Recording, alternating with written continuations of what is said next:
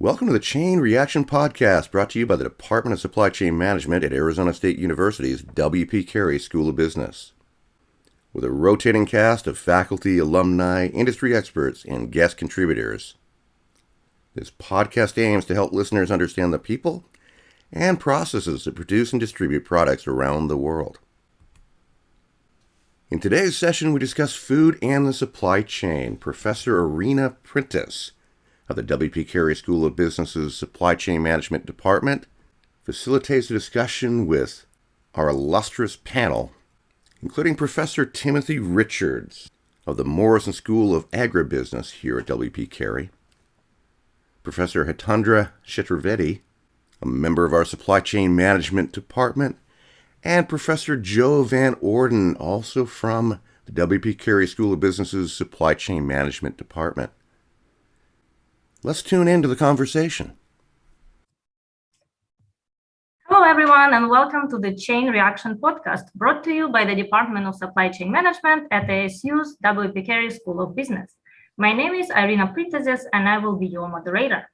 An exciting and very important topic of our discussion today is the food supply chain.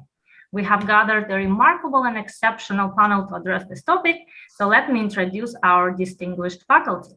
We have Timothy Richards from the Morrison School of Agribusiness, and we have Hitendra Chaturvedi and Joseph Van Orden from the Supply Chain Management Department. They all will answer some pressing questions with regards to our topic on hand. So without further ado, let's start. My first question to you, Hitendra, will be, what are the top 3 issues related to the food supply chain in the US? Well, thank you, Iryna, and very, very timely topic. So pre-pandemic, the U.S. food supply chain, and I'm focusing on the U.S. food supply chain, was actually humming. We are and were nearly self-sufficient in food. We do import some, anywhere between 5 to 10%, but mostly we are self-sufficient in terms of the food. COVID was a trigger that actually appended our delicate supply chain. And from my opinion, I would love to hear what other panelists would like to say, there are 3 key issues in the US food supply chain at this moment that are causing issues. One of them is labor. We have a lack of labor. COVID caused a lot of labor to get sick. Whatever labor is available is now very expensive. And that's causing some big issues upstream towards the farms. And the second one is rising prices because of fuel prices and labor prices. Overall, just lack of raw material across the supply chain. We see we see some rising prices. So that's number 2.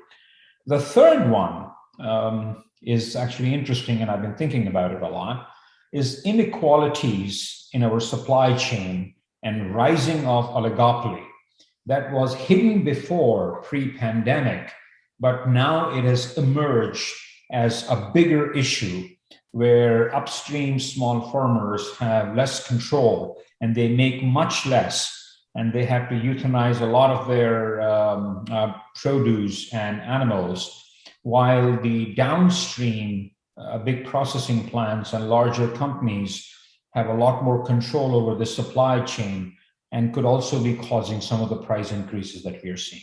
So I'll stop there. Joe, do you have anything to add to that list? I just build on what Hitendra said real quickly to say during COVID shutdown, we had this bifurcation where everyone ate from home and no one went out to restaurants.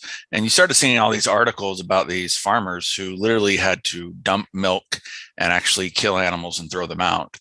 And the reason is because they had set their supply chain up to support restaurants and kitchens that served school children and things like this, and they no longer were.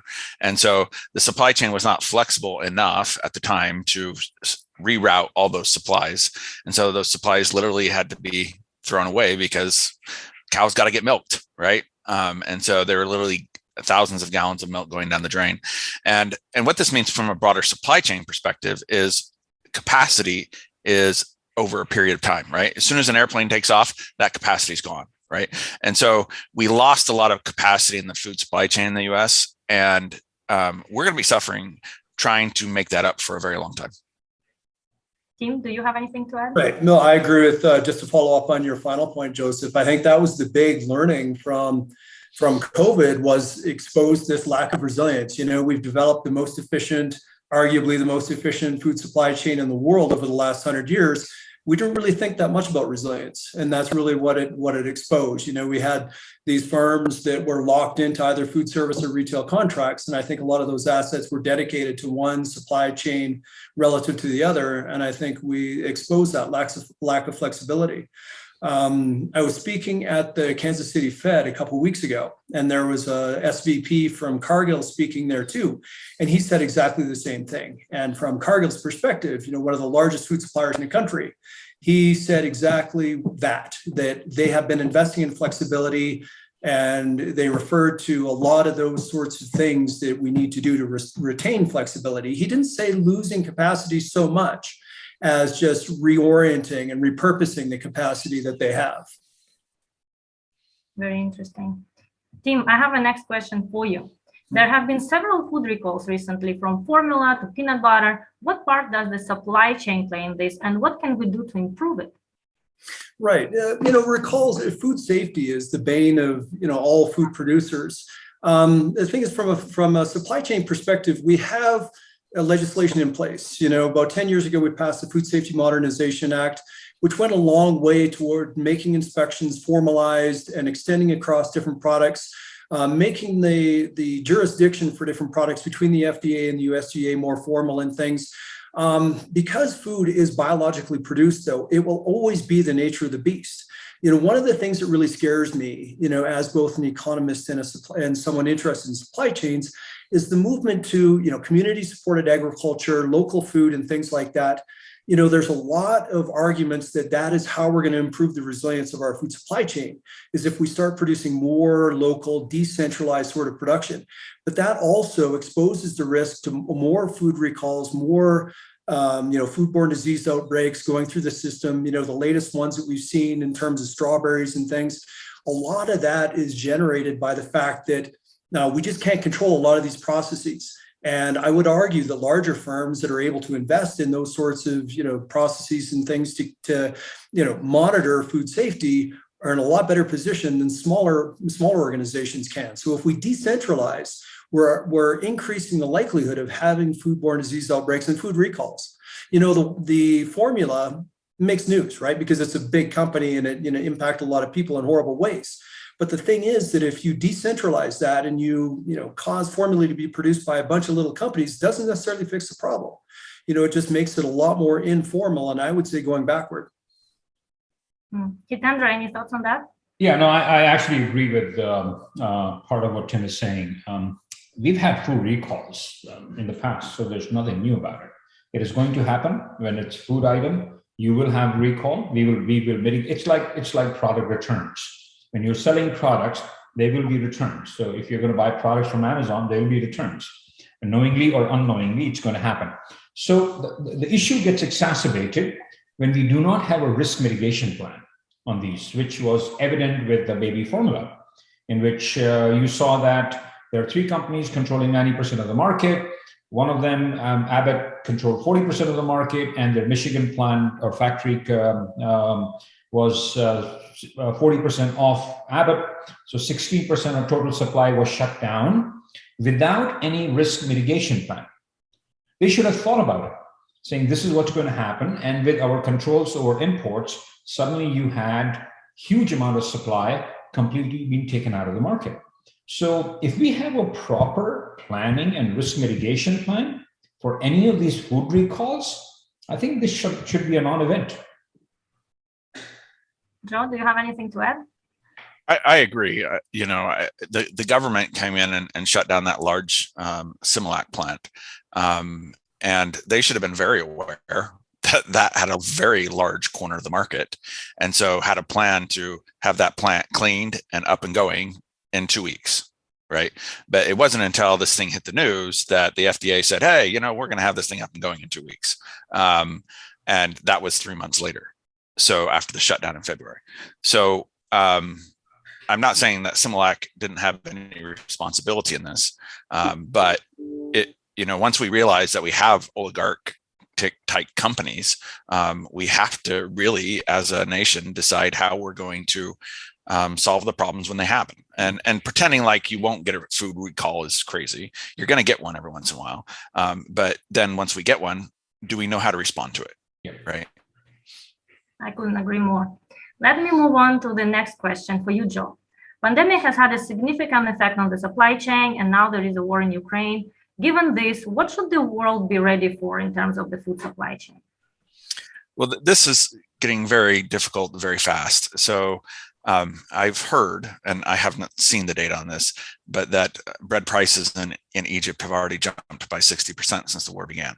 So what we have with Ukraine and Russia is we have literally 25% of the world's exports come from those two countries for wheat. Now, that doesn't mean 25% of all the wheat in the world, 25% of the exports so that go out, which then makes that 75% other exports jump in price as that capacity gets removed, because people aren't buying from Russia and Ukraine can't get their product out. On top of that, because Russia's been blocked, Russia was also the source of nearly 30% of the fertilizer that we use here in the United States. So a farmer that I saw interviewed on the news the other day, he says, my fuel prices, diesel to run my tractors has jumped by 100% since last year. And my fertilizer prices have jumped by 200%. Well, that means his crop's going to be a lot more expensive. And farmers are price takers in the market, not they can't go out and just say, I'm going to double my price, right? And so if a farmer, when he comes to market with his wheat in the fall, if he can't make enough money to make back all of his increased investment, then we're going to see a lot less farming in the future, which could be really scary. And the other part of this that makes it even worse is that the largest exporting wheat country in the world is India. And because the wheat prices shot up, India said, we're not exporting. Well, now you get 25% from Ukraine and Russia taken off the market, and then you get India's taken off the market. And those countries that import wheat are going to find it really hard, really fast. Hitendra, would you like to add anything? Yeah, my focus is on the U.S. supply chain for now in this one, okay? So I agree with many of the points that Joe just mentioned, but I believe that there is an argument to be made that because of our own problems, of our supply chain not being flexible enough, we are deflecting the blame on the war in Ukraine. In Egypt, in Europe, in other parts of the world, maybe Ukraine has a very large impact when it comes to food supply chain. Maybe fertilizer for us a little bit, but if I were to look at our food supply chain, at least the data I have seen doesn't support that there is a huge impact on the US supply chain because of the war in Ukraine, just because of how much we produce and we export a lot and for our own consumption. So my take is that we can fix this problem ourselves a lot of it. And rather than deflecting the blame to a war in Ukraine, particularly when it comes to food supply chain. I'm not talking about energy. I'm not talking about any other industry, but just for food supply chain. Tim, what do you think? I think I agree with Joe that the world ag economy is so integrated that we can't separate ourselves from the rest of it. If we look at the fertilizer issue has been one that's kind of flown under the radar. Everybody's talking about wheat and corn to a certain extent. Ukraine's a huge exporter of corn too. But Brazil is one of the world's largest exporters of soybeans too, and they import 85% of their fertilizer either from Russia or Belarus. So that you can't separate any individual country. The one silver lining, though, in Joe's story is that unlike 2008, 2009, the problems haven't impacted rice, which is the world's largest, most consumed commodity. Remember 2008, 2009, a bunch of countries, Thailand and Indonesia put on export bans on rice, and the price increased by 1,500, 2,000%. Now that really impacts the poorest people in the world because that's what they consume. Rice prices are low. Rice prices are normal. Rice supplies are fine. So that's one silver lining in all this story. It's not an Armageddon yet. But I think, just if you just take that rush, because prices are determined on the margin, right? So if you take off that 25% of the wheat market that Russia and Ukraine are responsible for, that is a huge impact on the global market. And the United States can't be insulated from that. Tim, I'm going to ask you my next question. This is also something very relevant. How do public policies affect food supply chain? And more specifically, what are your thoughts on the proposed use of antitrust policy to improve supply chain resilience? Right. That's a big issue. And, I field calls all the time from people at USDA on the impact of concentration on food price inflation. And it's a little bit frustrating as an economist, because there's a bit of a misplaced emphasis there, because, concentration in agriculture, if you look at meat, most of the examples that people talk about is meat. The CR4, they call it, the concentration ratio of the top 4 firms, meaning the sum of the market share of the top 4 firms, is about 85% in meat. So you look at Cargill, JBS, Beef Packing International, Tyson, they're a huge oligopoly. But the thing is that concentration hasn't changed for 20 years. And we haven't had food inflation for 19 of the last 20 years. So to point the finger at concentration is wrong, okay? Oligopolies can explain the price level, but they can't explain the change in prices from year to year, which is what inflation is, right? So if you look at it, we call it, because this is a cost-driven inflation, the rate at which costs go through to retail prices is called the pass-through rate. Competitive industries pass through costs at 100%. Oligopolies and monopolies pass it through at less than that. Monopolies, if one firm controlled the whole industry, they'd only pass it through at 50%. So you can't place the blame for food price inflation on oligopolies. Joe, any thoughts? Well, we talked about policy.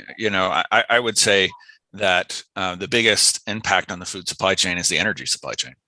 And this current administration has a very specific policy towards energy production, which if you've ever been in one of my classes, I'm the biggest believer in the future of electric vehicles. But I'm also very aware that the supply chain to get electric vehicles out there is in its infancy, and most people can't buy one, most people can't afford one. But by 2030, I think most of you will have an electric vehicle.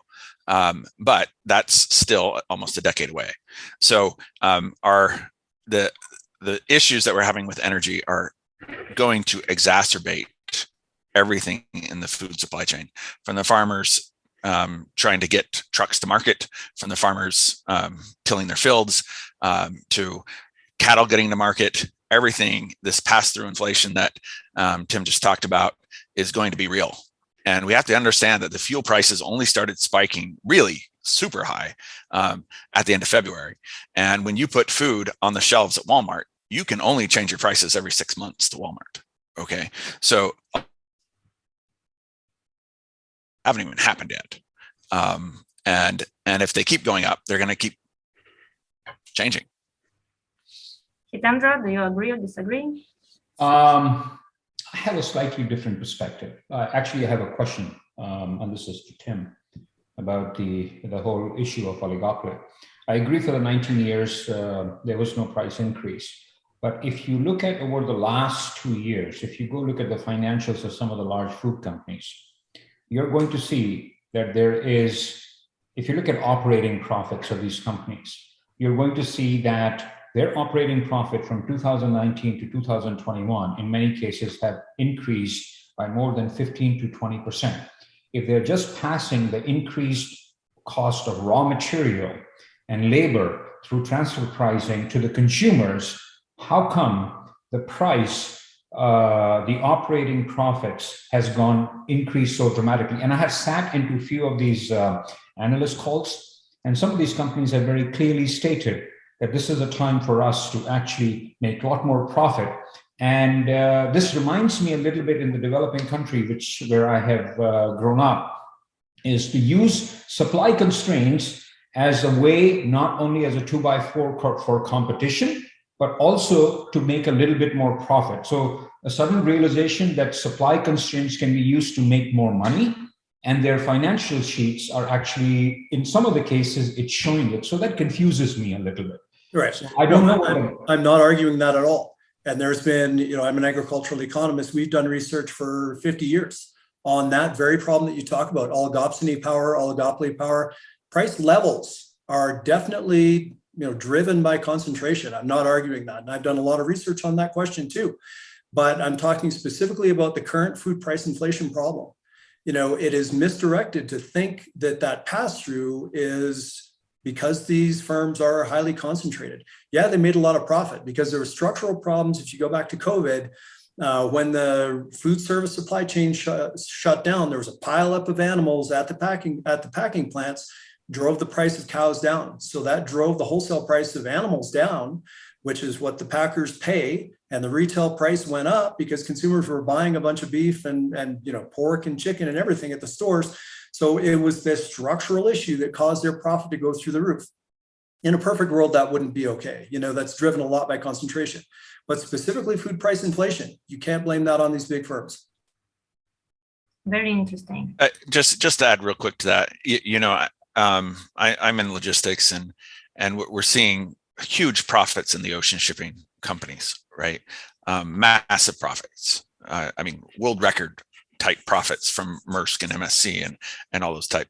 Well, if we would jump back 5 years, we had massive destruction in the shipping industry, right? You had major companies actually going under, and most of these companies like Maersk and Zim and that are government supported actually needed government support to stay afloat. And so sometimes when the market turns, if you have capacity sitting there, you make a bundle, right? But when no one was driving at the beginning of the downturn with COVID, no one cried for the oil companies when we have negative oil prices, right? And so that capacity was too much, and so they started getting rid of it, right? And so when the ocean shipping companies were all losing money, they started getting rid of capacity. Then all of a sudden, they needed the capacity, and the people who had the capacity sitting there made out like bandits. And I'm not going to say they aren't, and I'm not going to like Tim. I'm not going to say that in a perfect world that wouldn't be that way. But these companies also suffer quite a bit when their capacity swings the other way, right? And no one cries for them when there's too much, right? So I don't know how to solve that. I think those swings happen in economies. I think it's a fact of life. I'm not sure that we can solve that. Right.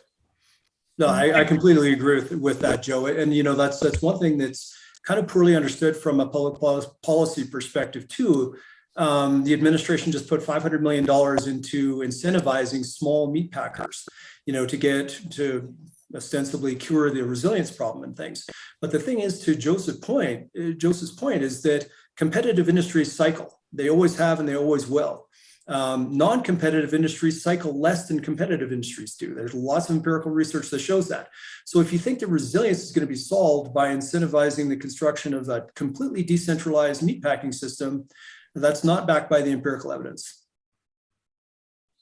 Oh, great conversation. I have a next question for you, Hitendra, that kind of continues on that. When do you believe the food shortages and high prices will be fixed? And what can we do to fix these issues in the US? Yeah, so I'm going to take a different spin to it. I believe that this move towards somehow or the other, we have this bad habit of going to the extremes. When we went globalization, it went all the way to the extreme. Now we're hearing this lot of noise, which is nearshoring and onshoring, and the pendulum is swinging again to the extreme. I call it shore washing. And the reason I say that is, if we think that we can live in isolation and we can create a very contained our own economy, whether Arizona or US, and we can control the prices, I think we are living in a fool's paradise. Globalization is here to stay. We have to rely on, we have to figure out if we have to solve problems, if we have to solve our problems in this day and age, we have to work with other countries to solve their problems too. We cannot just say that it is us, we will solve our problems and we are going to be completely and totally self-sustainable. So I'm going back to what Tim and Joe were talking about earlier. And more data is suggesting that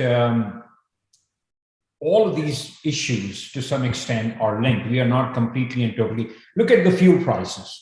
If you look at the fuel prices, we create more we generate more petroleum products or petroleum than anywhere else in the world. We are one of the top ones. Still, our fuel prices are extremely high because we are driven by market dynamics. We sell it to the highest person who's willing to pay the highest price.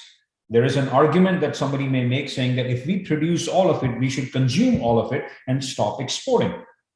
But then that is not market dynamics. So if we have to live in a market-driven economies, then we have to figure out to fix some of the global problems, and they will automatically help fix our own problems. Joe, any thoughts? I agree. We have, for example, we create enough food here in the United States for ourselves. That is true. But we also buy a lot from other countries. And so what do those other countries have? They have tons of dollars. And so those countries, if they need wheat, they will negotiate with our farmers and say, hey, those Americans, they want to buy it for $50 a ton. We'll buy it for $100 a ton. And guess what that wheat's going to go for? $100 a ton. Mm-hmm. And that's because we've given trillions of dollars to other countries over the years to trade with them. And they will eventually ask for it back in products that we have here in the United States. And so we can't isolate ourselves from the world, and nor do we want to. But with that will come swings back and forth. Yeah. So I think to the extent of food price inflation, how long it's going to last question, consumer spending is still running 10% now above what it was in 2019. So the Fed needs to wring that out. Esther George was the keynote speaker at our Kansas City Fed conference I told you about. And she's on the FOMC that votes to manage monetary policy. And that's exactly what she said. The thing is, though, that 10% increment in consumer spending is no longer due to COVID stimulus policies and things like that. It is knock-on effects of the higher wages that everybody's earning from the tightness in the labor market that Hitendra talked about at the start. So we have to wait, I guess, for all of those labor market issues to wring themselves through and all that increasing income and increasing spending that engenders. So inflation is what we call in economics a general equilibrium problem. It's not something that can be solved with a single policy tool, a one-time decision that's going to fix everything. This is going to last for a long time. Labor market tightness, is driven a lot by asset price inflation. The stock market and house prices and things that increase cause people to leave the labor market. Who knows when that's all going to end? The Fed's trying as hard as it can. Hopefully it doesn't try as hard as it did in 1981, but I think the inflation numbers out this morning say that they're in for the long haul. It's going to be at least a couple of years. Yeah, and just to add to what Tim said, this inflation is a very different animal from the past.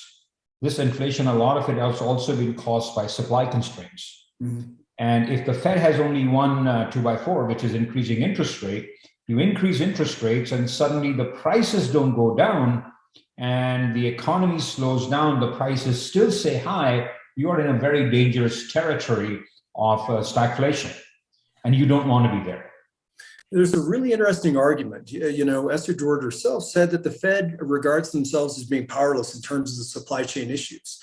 There is a counter argument circulating out there that says that an alternative policy from the Fed should be to reduce interest rates. To incentivize, the creation of business capital, expansion of supply chains and things, to alleviate some of the problems that Hitendra talked about. If it is a combination of that increased consumer spending and supply chain issues, well, lower interest rates would go some extent to increasing, capacity, industrial capacity, some of the loss of capacity that Joe talked about. I don't know. You may be pouring gas on the fire at that point, but it's an interesting thing to think about from a supply chain perspective. Yeah.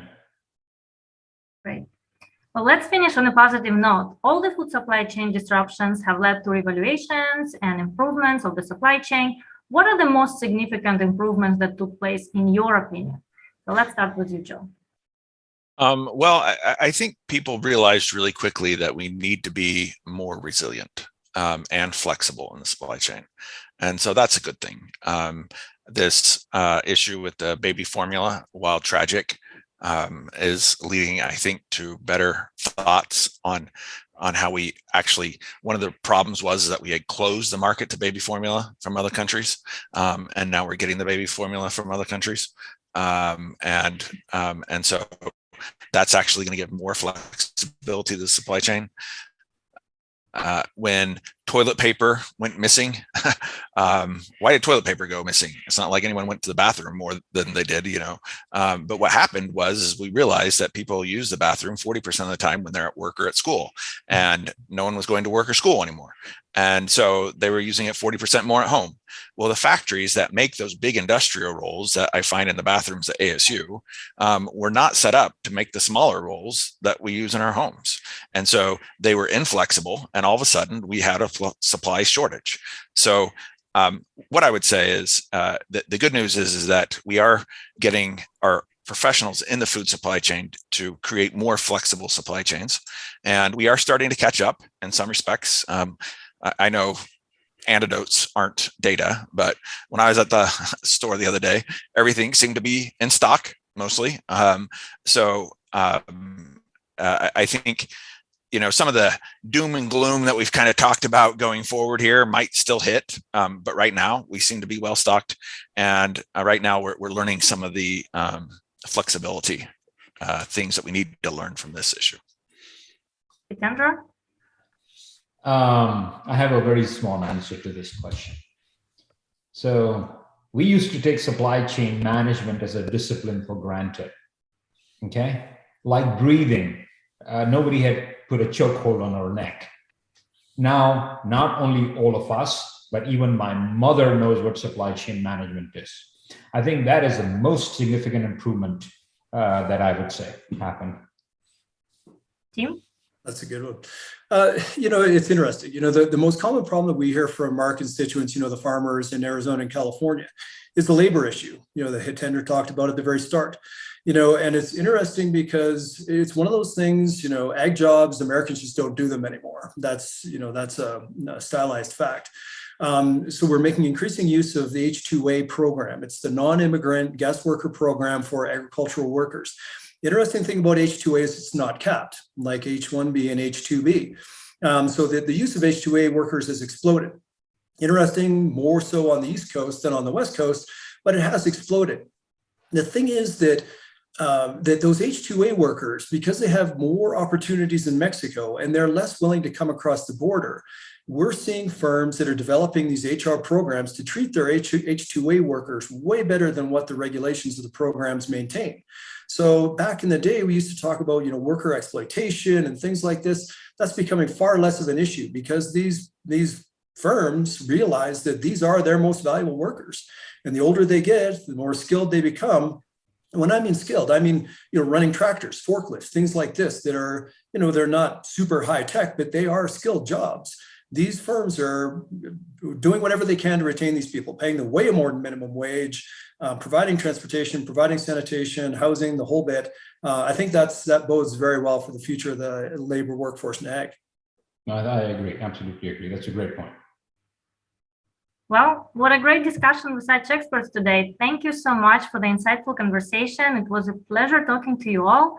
And for all our viewers and listeners, stay tuned for more podcasts to come.